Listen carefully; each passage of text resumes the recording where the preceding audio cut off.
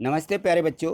तो आप लोगों को स्कूल में ये जो दो ब्रिज कोर्स की किताबें मिली हैं, किसकी हैं ये ब्रिज कोर्स की किताबें हैं। इन ब्रिज कोर्स की दोनों बुकों में हमारे सभी विषय दिए गए हैं। जैसे देखिए, ये जो ब्रिज कोर्स की बुक है इसमें है गणित, विज्ञान, सामाजिक विज्ञान, और दूसरी जो हमें बुक मिली है उसमें हमारे भाषाएं दी गई हैं, हिंदी, अंग्रेजी, संस्कृत, ठीक है ना। तो उसके पाठ दिए गए हैं।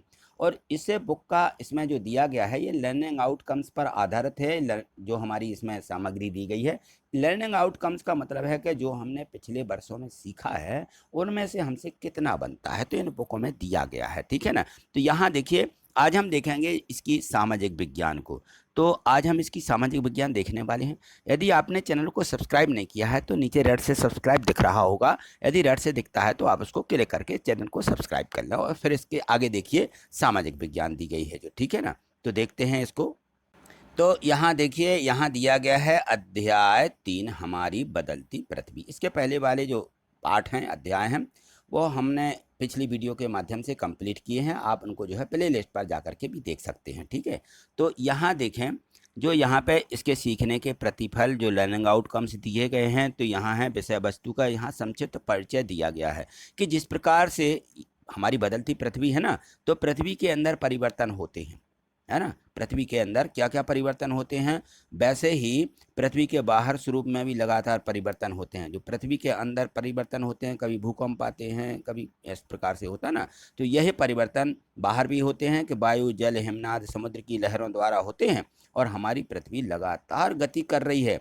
क्या कर रही है? लगातार गति, घूम रही है। पृथ्वी की गति को उन बलों के आधार पर विभाजित किया गया है जिनके कारण यह गतियां उत्पन्न होती हैं। जो बल पृथ्वी के आंतरिक भाग में लगता है, घटित होता है, उन्हें अंतर्जनित बल, और जो बल पृथ्वी के सतह पर बाहर उत्पन्न होते हैं उन्हें हम बाहरजनक बल कहते हैं। तो इस प्रकार से पृथ्वी के बारे में क्या क्या चीज़ें होती हैं, तो यहाँ देखिए, मुख्यतः भूकंप, ज्वालामुखी, भूस्खलन एवं सुनामी जैसी घटनाएं इस पृथ्वी पर होती ही रहती हैं। तो ये हमारी पृथ्वी दिनों दिन अलग अलग परिवर्तन होते हैं, यानी बदलती है, ठीक है ना। तो ये हमें इसमें देखना है। और यहाँ देखिए, दिया गया है कि पृथ्वी की गतियाँ, अंतर्जनित बल और बाहरजनित बल यहाँ पे दिए गए हैं। तो इन सबको आप एक बार अच्छे से पढ़ लें, और इनको जो है थोड़ी सी इसमें जानकारी जो दी गई है, इनको हमें अच्छे से, इनको क्या करना है, एक बार जरूर अच्छे से पढ़ लेना है, ठीक है। तो इनको पढ़ लीजिए। ये इसमें है कि भूकंप या अन्य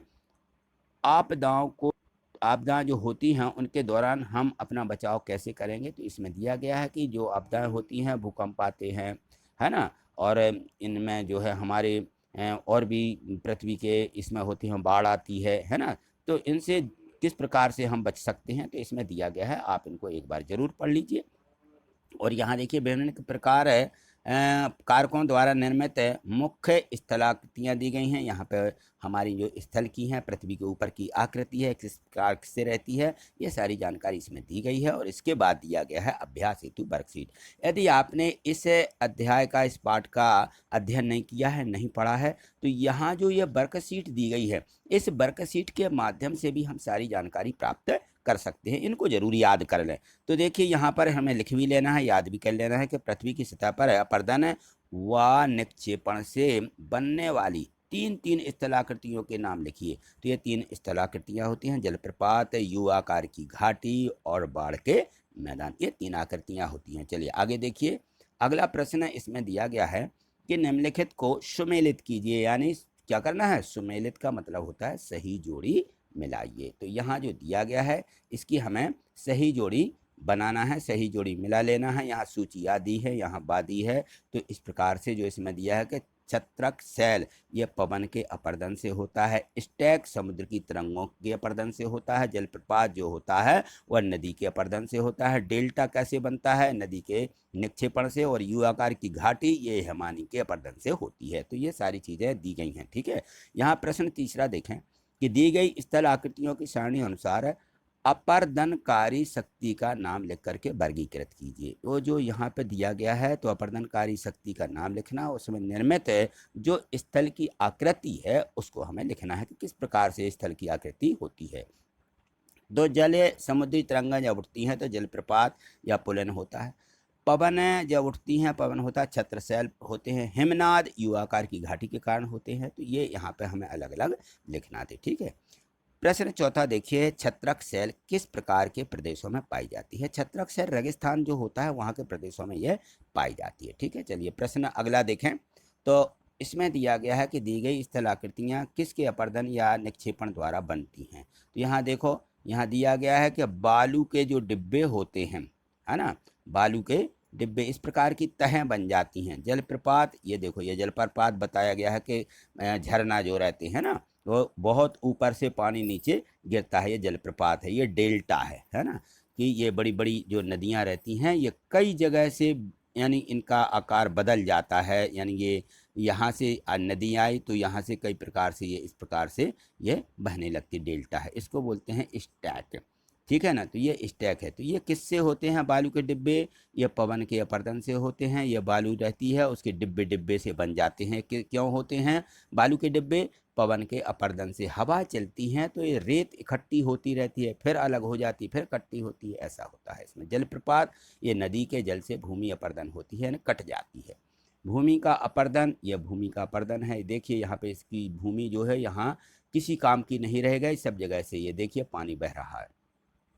और समुद्री तरंगों के अपर्दन के कारण ये स्टैक होते हैं। ठीक है, तो ये हमें इसमें लिख देना है। तेज गर्मी के बाद बारिश का होना सुकून देता है, लेकिन जब यही बारिश अति वर्षा में बदल जाती है तो किसका स्वरूप ले लेती है? बाढ़ का। फिर बाढ़ आ जाती है तो हमें फिर अच्छा नहीं लगता है ना। ठीक, चलिए आगे देखिए। प्रश्न 7 दिया गया है यहाँ पे, यदि आप विद्यालय की बाल कैबिनेट के प्रधानमंत्री हैं तो भूकंप से बचाव के लिए आप छात्रों व अन्य लोगों को क्या बताएंगे? तो भूकंप से बचाव में क्या बताएंगे? भूकंप के दौरान हमें मेज के नीचे आश्रय लेना चाहिए। किसके नीचे? मेज के नीचे, जब कभी भूकंप आता है तो। और भूकंप के दौरान हमें जल्द से जल्द बाहर खुले वाले स्थान पर चले जाना चाहिए। यदि हम नहीं निकल पाए तो मेज के नीचे छिप जाएं। ठीक है ना, तो जैसे मान लो ऊपर से कोई चीज़ गिरती है तो हम थोड़े बच सकते हैं। भूकंप के दौरान हमें खतरे वाली चीज़ों के नीचे नहीं रहना चाहिए। ठीक है, निम्न में से कौन सा कथन सत्य है और कौन सा असत्य? कारण भी लिखना है। तो भूकंप के दौरान मेज के नीचे छुप कर अपना बचाव करना, बाढ़ के दौरान उससे ऊंचे स्थान पर जाना, भूकंप के दौरान चिमनी के आसपास रहना।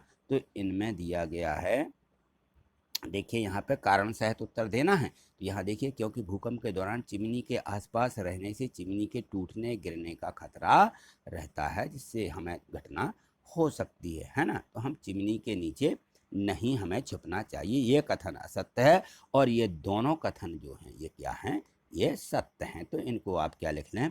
सत्य हैं। ठीक है, जब बाढ़ आती तो हम ऊंचे स्थान पर चले जाएं, और भूकंप आता है तो कहाँ छुप जाते हैं? हम मेज के नीचे छुप जाए। ठीक है ना, तो ये दोनों कथन सत्य हैं और ये असत्य है। ठीक है, चलिए आगे देखिए। अगला प्रश्न है, इसमें 9वां दिया गया है कि पृथ्वी के अंतर्जनित बल के द्वारा होने वाली आकस्मिक गति से कौन सी घटना होती है? पृथ्वी के अंतर्जनित बल के, तो जब अंतर्जनित बल होता है तो भूकंप और ज्वालामुखी जैसी घटनाएं हो जाती हैं। यहाँ देखो प्रोजेक्ट कार्ड दिया गया है कि भूकंप के पश्चात समाचार पत्रों के मुख्य समाचारों के रूप में दिया गया है भूकंप एक वस्तु स्थित अध्ययन, पढ़ें इसको और इस घटना को क्रमानुसार श्रेणीबद्ध भी करें। तो यहाँ देखिए यह श्रेणीबद्ध दिया गया है कि भुज में भूकंप के झटके आते हैं तो क्या क्या होता है, वहाँ की एक जानकारी यहाँ पे अपन को दी गई है। ठीक है, शहर में आग लग जाती है तो क्या क्या स्थिति होती है ये भी यहाँ पे दी गई है, तो इनको एक बार अच्छे से जरूर पढ़ लीजिए। चलिए आगे देखिए।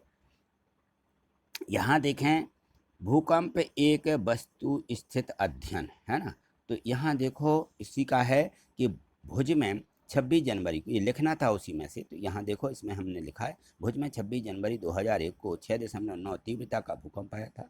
स्कूल इमारतें गिरने से 971 छात्र एवं 31 शिक्षकों की मौत हो गई थी, है ना। जताई जा रही है कि वहाँ पे इतने शिक्षकों की मौत हो गई।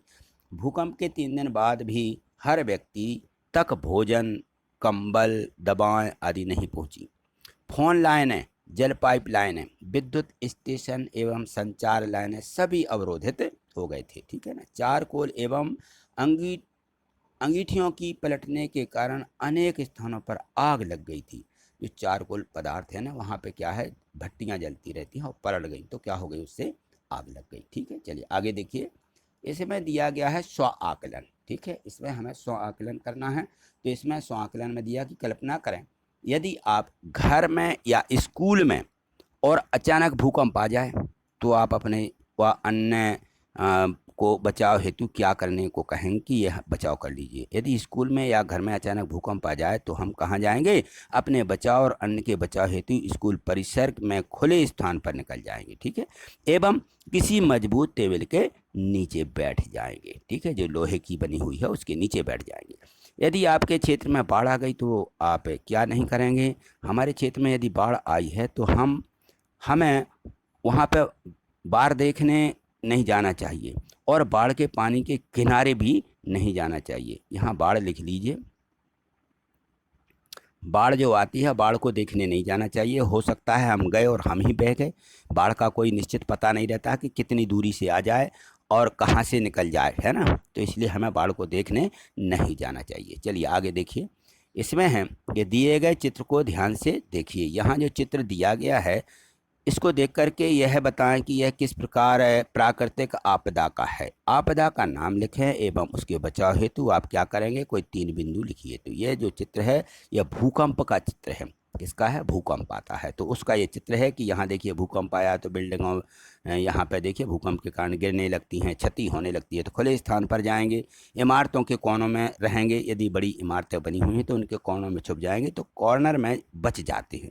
ठीक है ना। नीचे उतरने के लिए सीढ़ियों का उपयोग करेंगे। यदि हमें मान लीजिए ऐसा है कि भूकंप आ गया तो हम सीढ़ियों पे से उतरेंगे, ऐसा नहीं कि ऊपर से ही कूद जाएं, तो बगैर उसकी हमारी मौत हो सकती है। ठीक है ना, तो ये हमें सावधानी रखनी है। चलिए आगे देखिए।